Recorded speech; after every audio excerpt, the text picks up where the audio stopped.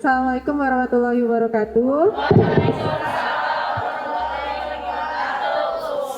Perkenalkan, nama saya Dr. Astri. Mungkin sebagian di sini sudah ada yang kenal nggak ya? Nah, untuk teman-teman yang lain, salam kenal semuanya.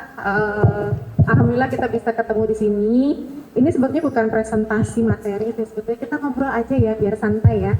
Kalau seandainya ada yang ingin ditanyakan atau masih bingung, mangga silakan kita diskusi bareng-bareng ya. Materi yang ingin saya sampaikan di sini adalah mengenai gangguan pola haid. Kenapa saya ingin sampaikan? Karena banyak dari teman-teman bidan, ada juga yang berpraktek di klinik mandiri, ada juga yang di puskesmas, yang tentu sebagian besar keluhannya adalah keluhan para wanita, ya Kak? Nah, sebagai bidan biasanya yang datang selain ibu-ibu hamil, ibu pasca bersalin, ibu mau KB, ada juga bawa anaknya, bayi baru lahir atau balita. Bener nggak? Ada yang lain nggak? Atau kakek-kakek barangkali ada? Nggak ada ya. Nah, untuk keluhan-keluhan pada perempuan, biasanya kalau bukan hamil, ya kalau hamil atau bukan hamil. Atau kategorinya adalah obstetri atau ginekologi. Untuk obstetri sendiri, kasusnya kurang lebih 80% di praktek kita sehari-hari.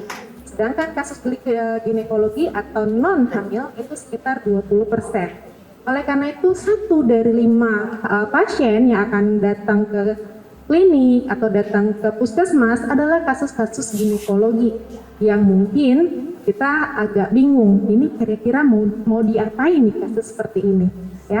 Oleh karena itu saya ingin memperkenalkan permasalahan ginekologi ini yang umum, dasar, yang paling banyak keluhannya yaitu mengenai haid. Kalau haidnya teratur, lancar, biasanya mereka nggak mencari tenaga kesehatan. Tapi kalau bermasalah dengan haidnya, mereka akan datang ke tenaga kesehatan. Dan yang paling dekat adalah ibu-ibu bidan. Ya. Oke, untuk mengetahui permasalahan haid, tentu kita harus tahu dulu sebetulnya haid yang normal, haid yang bisa kita jalani secara benar itu seperti apa sih? Kita kenalan dulu yuk sama yang namanya haid. Haid itu sendiri adalah peluruhan lapisan endometrium yang diakibatkan terjadinya suatu kondisi progesteron withdrawal. Oh, bahasanya agak berat ya, cuma pelan-pelan ya, nanti saya jelasin. Untuk mengetahui itu, kita pahami dulu anatomi dari struktur organ genitalia interna kita, yaitu ini adalah mulai dari ostium vagina, introitus vagina, di sini ada uterus, ya, uterus sendiri terbagi menjadi cervix, kemudian corpus uterus. Di sini ada saluran telur atau kita sebut sebagai tuba fallopi kanan dan kiri. Kemudian di sini ada ovarium, indung telur ya, kanan dan kiri. Nah, mana endometrium? Endometrium adalah lapisan yang melapisi dari permukaan rongga atau vakum uteri. Lapisan endometrium ini akan tumbuh menebal seiring dengan respon terhadap hormon estrogen yang dihasilkan oleh ovarium dan juga progesteron yang kemudian bila terjadi penurunan kadar hormon ini maka akan luruh menjadi darah haid. Oke, next ya.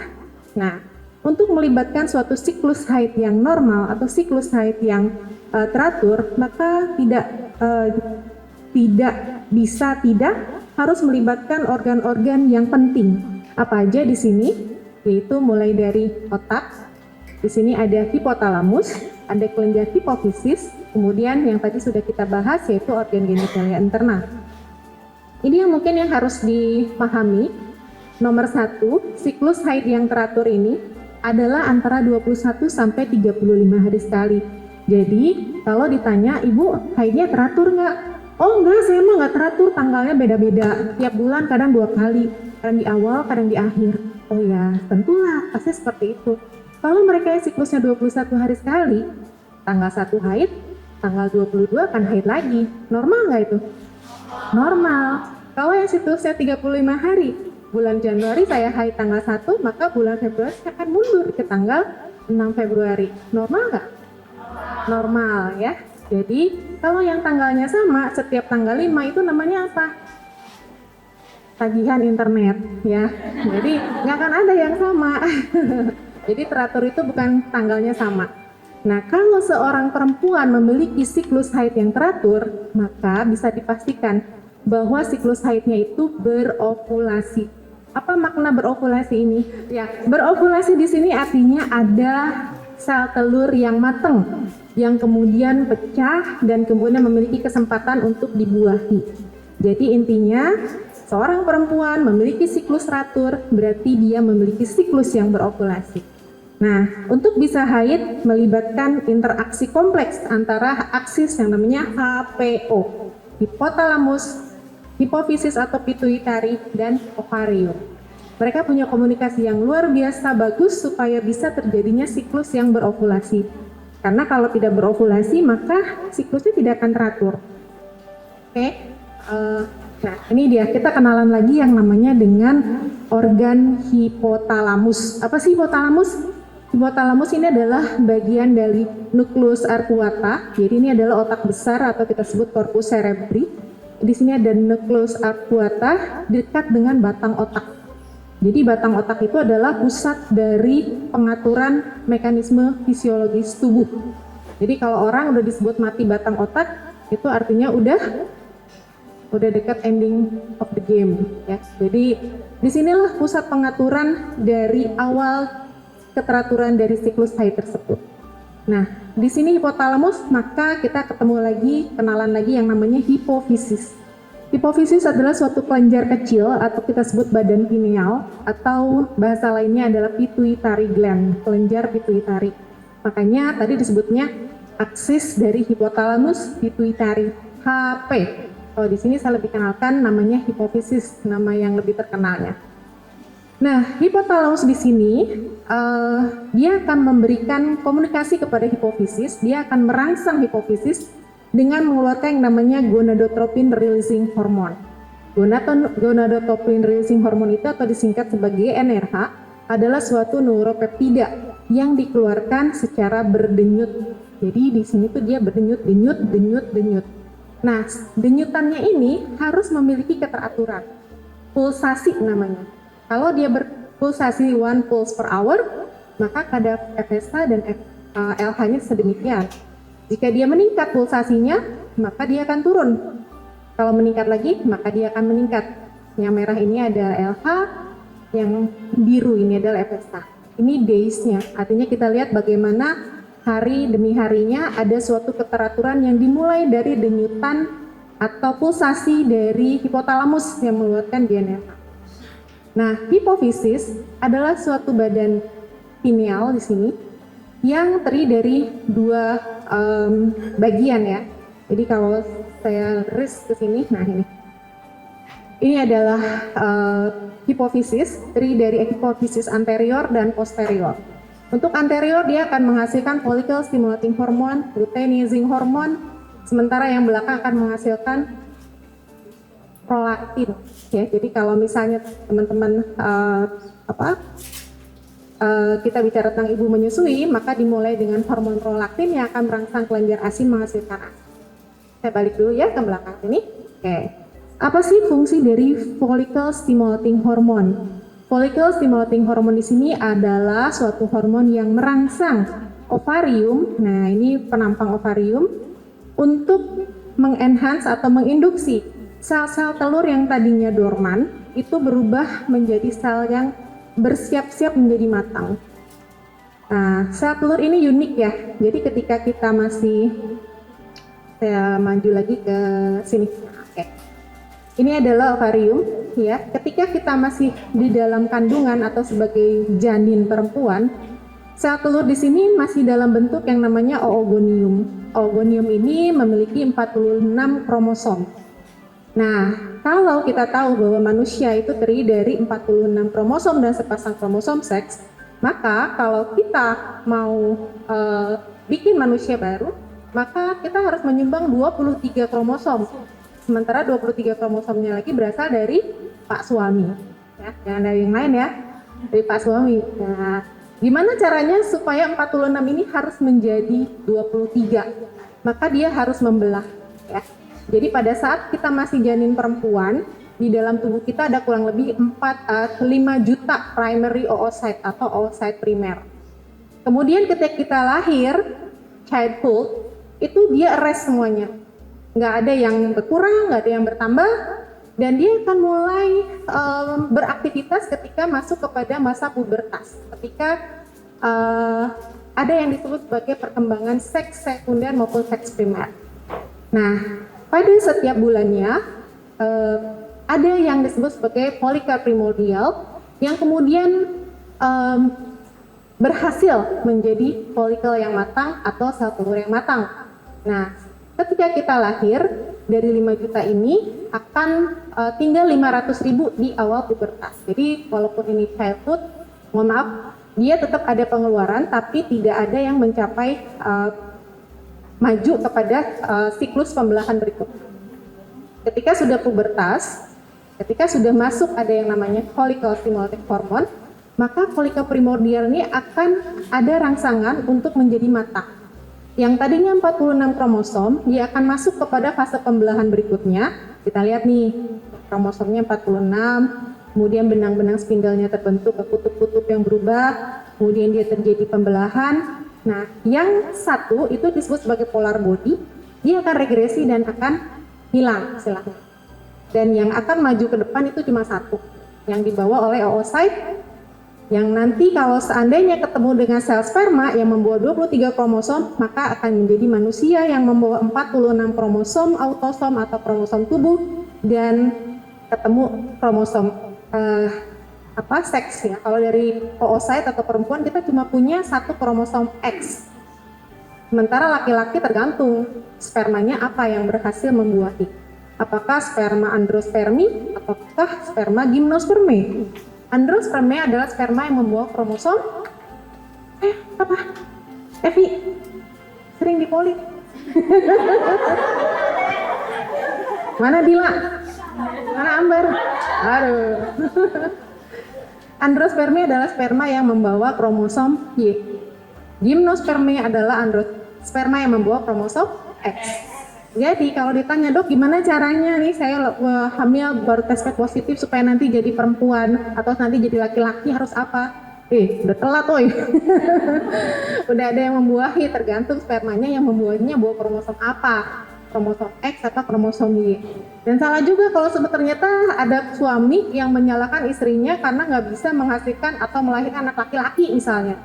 Salah, bukan dia yang menentukan, Pak suami yang menentukan. Nah, jadi ketika nanti sudah terjadi ovulasi, ketika dia bertemu dengan sel sperma, maka akan terjadi penyatuan. Inilah kemudian menjadi zigot yang memiliki 46 kromosom X dan sepasang kromosom seks yaitu XY atau XX. Bedanya apa? Kalau misalnya sperma yang bawa cowok apa Y ya, androsperma sama gimnosperma. Masa hidupnya. Jadi untuk androsperma itu ketika sudah diejakulasikan dia akan hidup kurang lebih 1 kali 24 jam. Kalau gimnospermi dia 3 kali 24 jam. Jadi kan untuk jadi perempuan lebih gede lebih kecil? Lebih gede. Makanya kiamat makin dekat. Ya jadi kalau misalnya untuk jadi laki-laki itu sebetulnya hanya peluangnya 1/3 aja. Oke, kita nggak bahas itu lebih jauh. Saya cuma mau memberikan gambaran dari begitu rumitnya proses ini, seringkali terjadi yang namanya kelainan kromosom. Siapa yang bisa ngatur bahwa ini rantai kromosom ini yang terbelah itu bisa sama persis terbagi 2? Ada lengan pendek dan lengan panjangnya masing-masing, kemudian nanti bertemu dengan yang dari laki-laki. Siapa yang mengatur ini semua?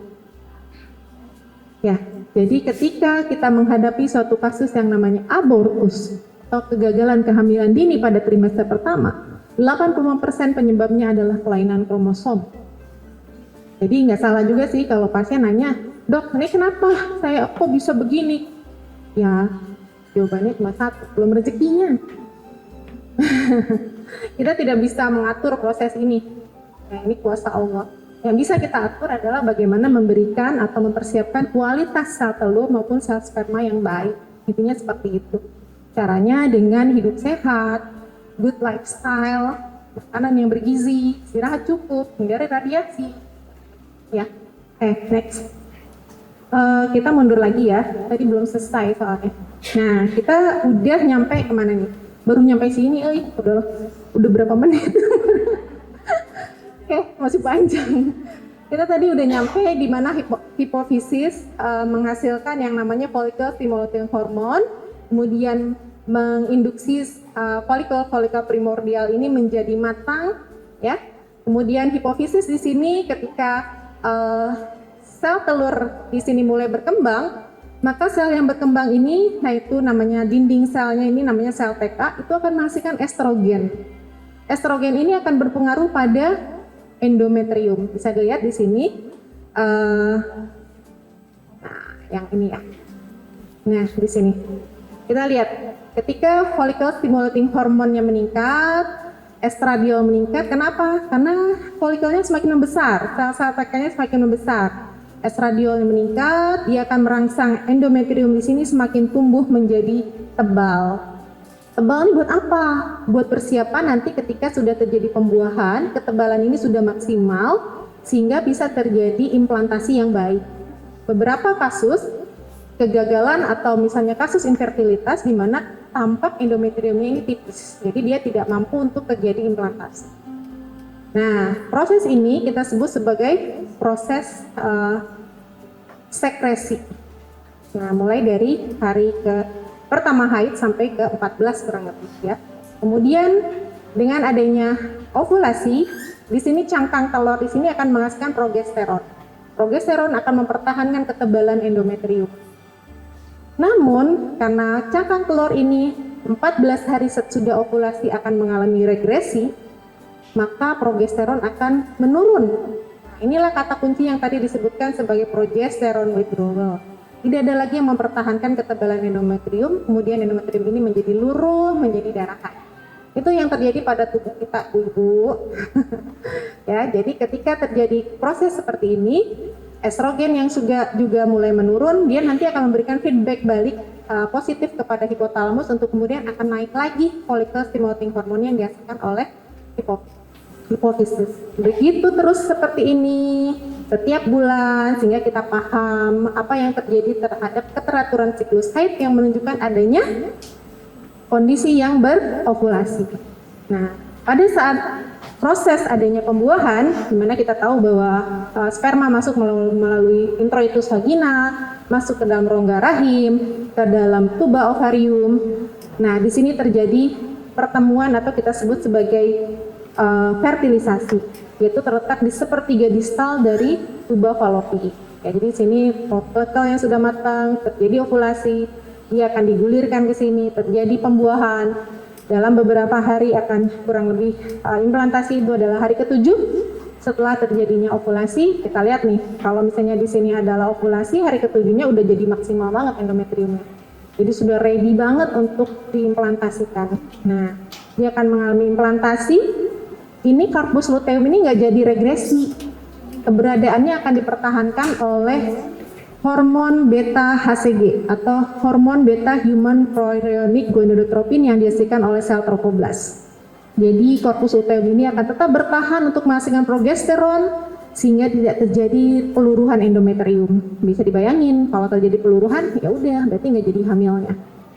Nah, beta HCG inilah yang sering menyebabkan seorang ibu menjadi mual muntah, benar. Jadi ada peningkatan hormon beta HCG menyebabkan ibu hamil muda mengalami mual muntah. Ini adalah proses adaptasi. Selanjutnya, apakah dia bertahan sampai hamil aterem si corpus luteum? Tidak ya. Jadi ketika sudah memasuki usia 16 minggu di mana plasenta terbentuk sempurna, maka fungsi menghasilkan progesteron diambil alih oleh plasenta. Saya balik lagi ke sini yang tadi ya. Sampai sini jelas, sampai adanya estrogen dan progesteron ya. Nah, ini kurang lebih gambarannya seperti ini. Jadi tadi hipotalamus, hipofisis, ovarium, endometrium. Ini ada suatu komunikasi yang sangat baik untuk bisa menghasilkan haid yang teratur. Nah, kita kalau udah tahu yang normalnya, sekarang kita belajar apa sih yang nggak normalnya atau keluhan seputar haid. Masyarakat atau perempuan Indonesia atau sebagian besar kita mengatakan bahwa darah yang keluar dari vagina itulah haid. Haidnya mau yang haid yang panjang, yang sedikit nggak keluar darah, itulah haid. terminologi yang banyak dikenal untuk selanjutnya adalah ada yang disebut sebagai PUD atau perdarahan uterus disfungsional, ada juga sebutan PUA, perdarahan uterus abnormal, atau yang terakhir adalah abnormal uterine bleeding. Ini semua sebetulnya mengarah pada satu jenis masalah, yaitu gangguan pola haid. Jadi kalau ketemu PUD, PUA, UB ya kurang lebih benda-bendanya itu tuh juga. Nah, kalau kita simak baik-baik, apa sih si gangguan pola haid ini? Adalah gangguan haid berupa kelainan dalam hal frekuensi, entah itu menjadi lebih sering atau menjadi lebih jarang. Keteraturan artinya tidak ada siklik yang teratur, bisa kurang dari 21 hari, bisa lebih dari 35 hari sekali. Lama haid bisa 7 hari atau mungkin lebih dari 7 hari, atau juga beberapa ada yang mengeluh saya kok haidnya cuma 2-3 hari selesai, dan jumlah darah yang disebabkan oleh faktor fisiologis, patologis atau iatrogenik. Jadi bisa aja dia fisiologis atau normal ya, keluhan-keluhan ini bisa patologis atau memang penyebab dari penggunaan alat-alat atau terapi obat-obatan lainnya. Ini berikutnya, nah ini juga yang kita pahami lagi bahwa haid yang normal berlangsung rata-rata 7 hari. Dan volume sekali haid itu kurang lebih tidak lebih dari 80 cc. Nah, segimana sih 80 cc? Ada yang pernah ngukur haid kita 80 berapa cc? Tentu enggak ya. Nah, ini ada suatu mekanisme atau penelitian gimana sih kurang lebih kita menilai berapa banyak haid kita normal atau tidak. Itu namanya pictorial blood assessment chart. Kalau di luar negeri mereka banyak menggunakan tampon ya, jadi tampon ini semacam kapas atau kasta barangkali yang bentuknya memanjang, kemudian dimasukkan ke dalam liang vagina, kemudian dia akan menyerap darah haid. Tapi di kita hal ini benda ini sepertinya bisa dikatakan susah ditemukan ya, karena mungkin kita bukan perempuan-perempuan yang nyaman memasukkan sesuatu ke dalam vagina. Yang banyak kita gunakan tentu adalah pads atau pembalut. Nah, kita lihat di sini mengenai apakah haidnya banyak atau haidnya normal. Disebut banyak apabila skornya adalah lebih dari angka 100. Jadi kita lihat ada perempuan yang baru segini aja karena nggak nyaman tiap jam ganti pembalutnya. Jadi kita nggak bisa nanya, ibu sehari berapa pembalut? Wah dok, saya mah bisa lebih dari 10. Kenapa ya? Karena memang saya nggak nyaman, jadi tiap saya kamar mandi saya ganti. Nah, kalau pasien kayak gini nggak bisa nih langsung kita alihkan 10 pembalut per hari. Ada juga yang segini. Nah, ada yang sampai penuh. Saya kalau pakai harus double sampai 2. Nah, 2 segini tambah segini, apa 2 ini satu ini apa ini tambah ini. Nah, itu kan berbeda-beda. Oleh karena ini kita pakai points per each. Kalau misalnya cuma di tengah aja poinnya 1. Lebih dari setengah poinnya 5. Kalau penuh poinnya 20. Tambahin dengan ada bekuan enggak. Kalau bekuannya gede-gede, poinnya 5. Kalau bekuannya kecil, poinnya 1. Jadi, kalikan aja jumlahnya. Kalau hari pertama emang bisa sampai penuh segini, sekali pakai 2, pagi 2, sore 2, malam 2. Wah, berarti udah 6 kali begini nih. 6 kali 20, berarti udah 120. Berarti udah lebih dari skor 100. Berarti dia udah masuk kepada menoragi atau jumlah haid yang banyak. Saya balik lagi ke yang tadi.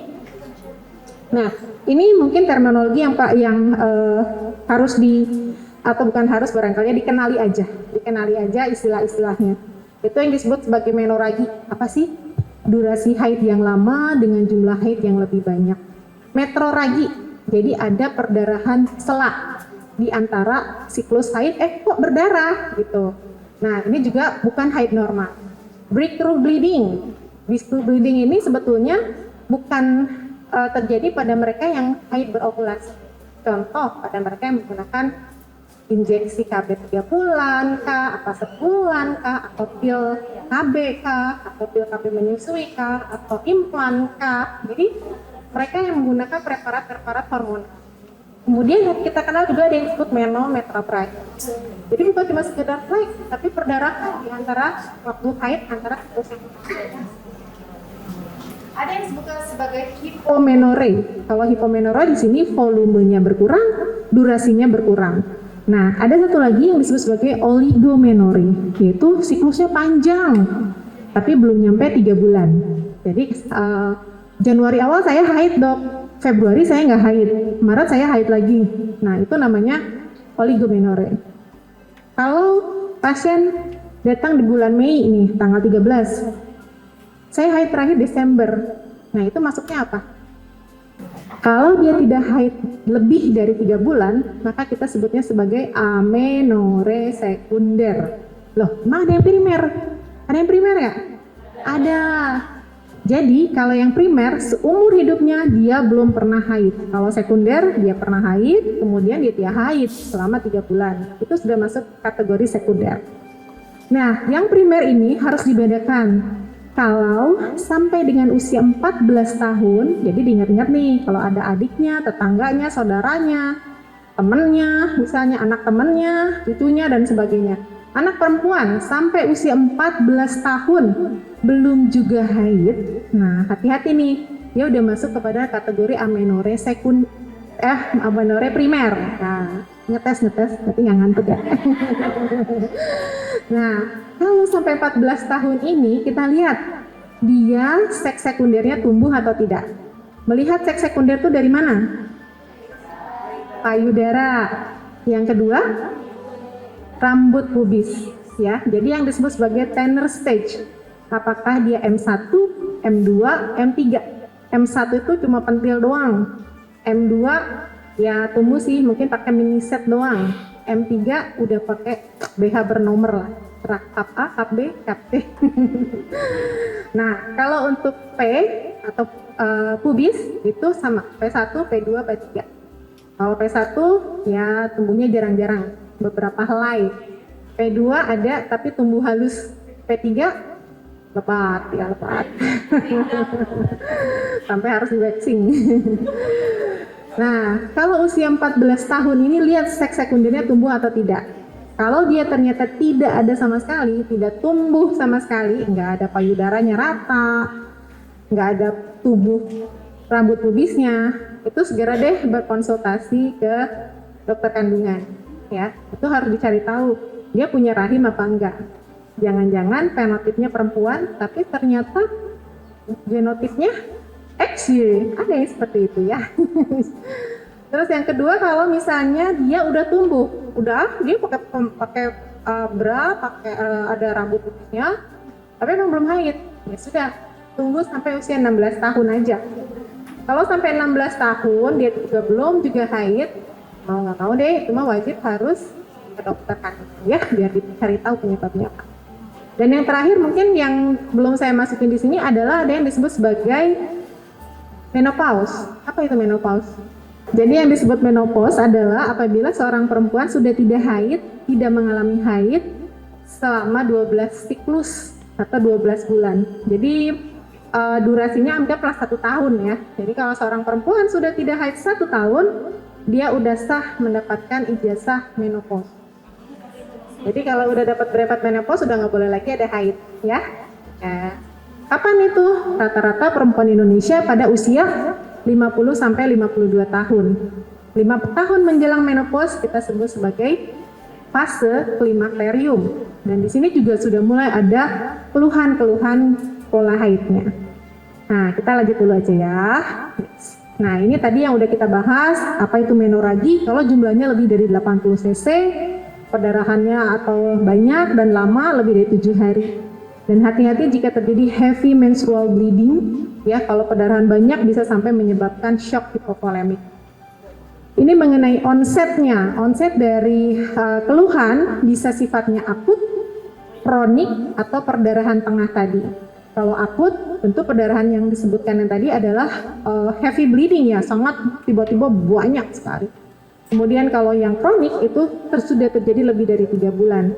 Kalau yang tengah, itu tadi yang disebutkan intermenstrual bleeding. Nah, berikutnya kita kenali apa sih penyebab dari keluhan-keluhan tadi. Secara umum, perdarahan uterus abnormal atau gangguan pola haid ini kita singkat menjadi palm-coin. Palm itu yang mana? P-A-L-M-C-O-E-I-N. Palm itu apa? Nih, palmar, telapak tangan. Koin, ya koin mata uang. Ya. Nah, P-nya apa?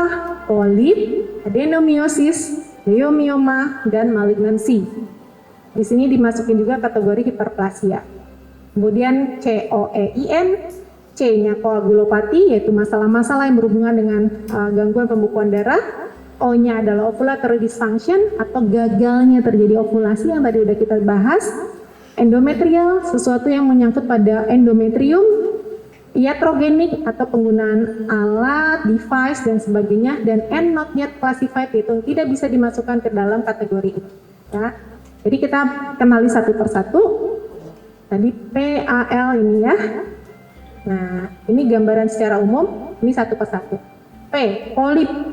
Polip di sini bisa ada di endometrium, bisa ada di endocervix. Jadi kalau di endometrium kita lihat ini yang ditemukan secara tidak sengaja pada histerektomi ya. Jadi ini corpus, uterus, ini adalah cervix, ini ada polip, dia adalah suatu tumor jinak yang tumbuh di permukaan kavum uteri, permukaan endometrium. Dia akan jaringannya rapuh, mudah berdarah, sehingga ketika haid bisa saja haidnya sangat banyak sekali, atau bisa juga terjadi perdarahan sela. Nah, kemudian kalau dia tumbuhnya di endocervix itu di sini, dia bisa sampai keluar, muncul seperti ini nih. Nah, seperti lidah ya. Ini polip endocervix. Terkadang ada juga polip dari endometrium yang sangat tangkainya panjang sampai keluar juga bisa. Jadi memang kalau dia muncul di sini nggak bisa kita pastikan dia berasal dari endocervix atau dari endometrium. Prinsipnya keluhannya sama, bisa menyebabkan perdarahan. Nah, kemudian yang kedua A. A-nya adalah adenomyosis uteri. Adenomyosis uteri adalah suatu kondisi di mana masuk pada kelompok endometriosis. Mungkin teman-teman pernah dengar apa itu endometriosis, ya. Endometriosis adalah sel-sel endometrium yang harusnya ada di dalam rongga rahim, tapi dia berada di luar permukaan rongga rahim. Kalau dia berada di ovarium, biasanya akan membentuk kista endometriosis. Kalau misalnya dia menyusup di antara daging rahim, dia akan membentuk adenomyosis. Apa yang terjadi dengan endometriosis? Yaitu bila di sini terjadi peluruhan darah haid, ini ada jalan keluarnya, keluar sini. Tapi kalau dia ada di antara dinding rahim, dia nggak bisa kemana-mana, membentuk semacam kolam-kolam, pulau-pulau. Kalau di bawah mikroskop terlihat seperti pulau-pulau. Ini yang soliter, ini ada di beberapa tempat, ini yang tipe diffusa, jadi hampir seluruh dinding rahimnya ada kolam-kolam endometriosis, ada juga yang soliter, mirip-mirip seperti myom, jadi berbatas tegas ya, kalau yang ini tidak berbatas tegas. Jadi satu-satunya cara kalau yang ini itu adalah angkat rahim. Kalau ini masih reseksi bisa, ini reseksi bisa. Ini pasien saya sendiri, udah segede gaban uterusnya, karena semakin bertambah usia dia akan semakin bertambah juga jumlah dari adenomyosisnya, dan biasanya menyebabkan nyeri pada saat haid. Selain nyeri, dia juga menyebabkan perdarahan haid yang banyak.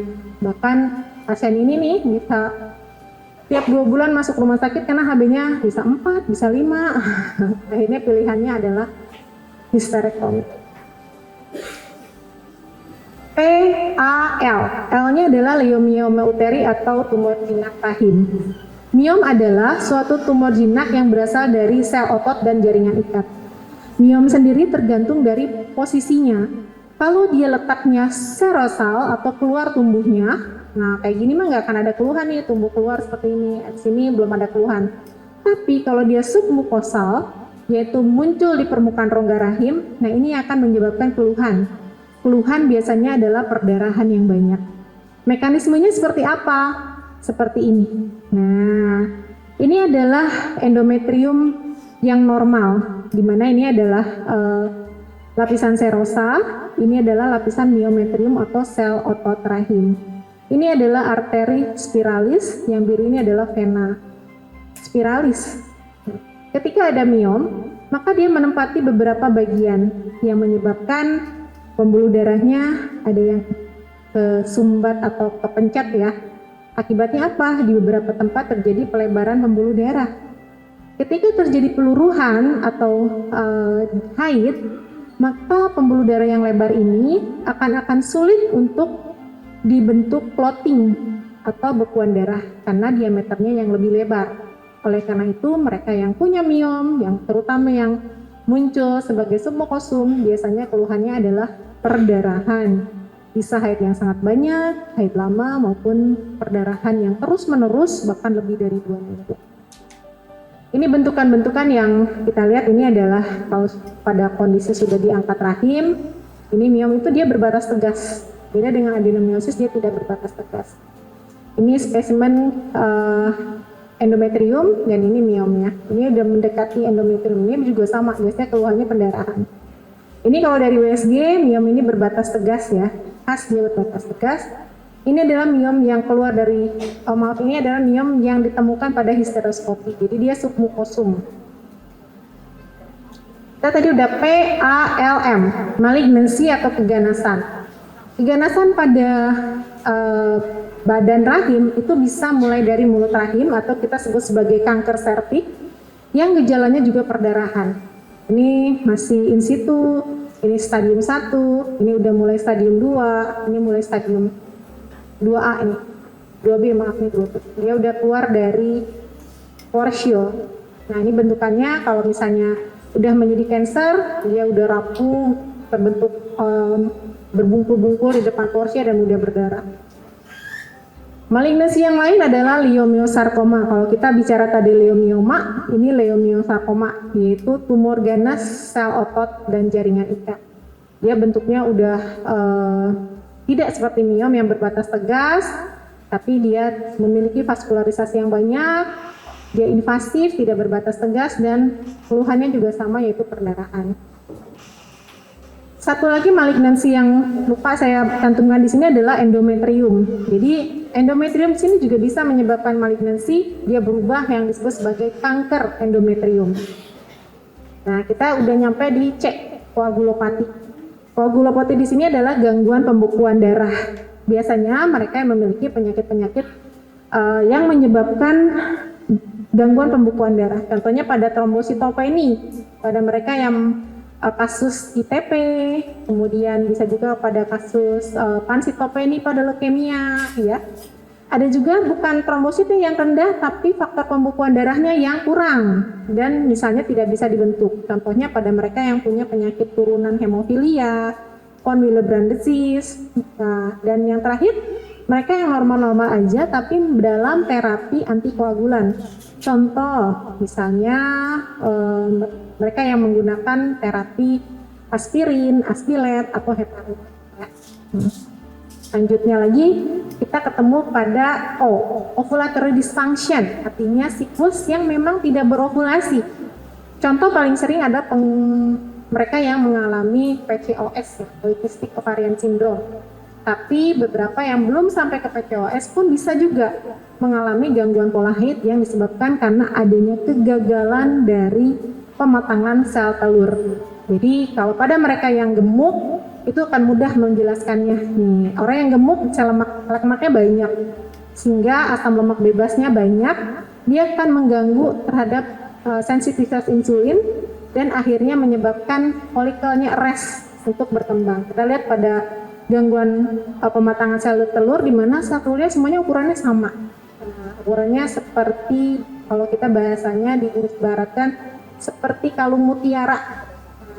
Bulat, tengahnya berdominasi stroma atau jaringan ikat. Ini khas pada PCOS. Yang berikutnya adalah endometrium. Endometrium permasalahannya bisa dia ada endometritis, ya endometritis ini peradangan, penyebabnya bisa karena infeksi chlamydia, Neisseria gonorrhoeae, serta bakterial vaginosis. Untuk chlamydia dan Neisseria gonorrhoeae atau GO itu sangat berkaitan dengan PMS dan biasanya juga bisa diikuti dengan keluhan PID atau radang panggul. Pada kondisi lainnya juga sering kita temukan peradangan pada mereka yang ada polip, endometrium atau mioma uteri submukosum yang tadi sudah kita bahas. Sebelum terakhir, iatrogenik. Nah, ini yang sering sekali kita temukan pada contohnya ya, iatrogenik sebetulnya banyak. Ini saya ambil contoh mereka yang menggunakan IUD. Apa sih yang terjadi pada mereka yang menggunakan IUD? Kok haidnya banyak dan lama? Jadi teman-teman kalau misalnya udah pasang IUD jangan lupa bilang sama pasiennya bahwa bisa aja haidnya lama dan banyak. Lebih lama dan lebih banyak daripada sebelumnya. Kalau mereka yang biasanya haidnya seminggu, 7 hari selesai, bisa jadi kalau pakai IUD bisa lebih daripada 7 hari. Bisa hampir 2 minggu barangkali, kemudian volume juga lebih banyak, ya. Apa yang terjadi sebetulnya? Yang pertama, koper atau tembaga ini menyebabkan adanya gangguan keseimbangan dari prostaglandin dan tromboksan A2. Jadi prostaglandin dan tromboksan ini dia adalah zat-zat yang mempertahankan keseimbangan dari pembukuan darah. Nah, karena ada ketidakseimbangan menjadi dia mudah berdarah. Dan yang kedua, adanya IUD ini akan meningkatkan vaskularisasi atau pembuluh darah di endometrium. Dia juga endometriumnya mengalami kongestif dan banyak yang mengalami degenerasi sel, sehingga ketika terjadi peluruhan darah haid menjadi lebih banyak perdarahan. Pada beberapa kasus di mana IUD-nya embedded atau dia tertanam di dinding rahim atau dislokasi atau bahkan perforasi menembus dari dinding rahim, itu juga beberapa keluhannya berupa perdarahan. Dan yang terakhir adalah N, not classified. Not classified ini artinya tidak masuk pada kategori-kategori di atas. Misalnya mereka yang mengalami penyakit ginjal, seperti penyakit ginjal kronis yang biasanya disertai dengan anemia, juga kekurangan pembentukan hormon. Ada mereka yang memiliki liver disease, penyakit kronik dari hati, ya. Dimana kita tahu bahwa liver itu adalah prekursor pembentukan kolesterol. Jadi kalau kolesterolnya rendah, tentu bahan pembentuk hormonnya juga bisa berkurang. Pada kondisi hiper dan hipotiroid juga bisa menyebabkan gangguan pola haid.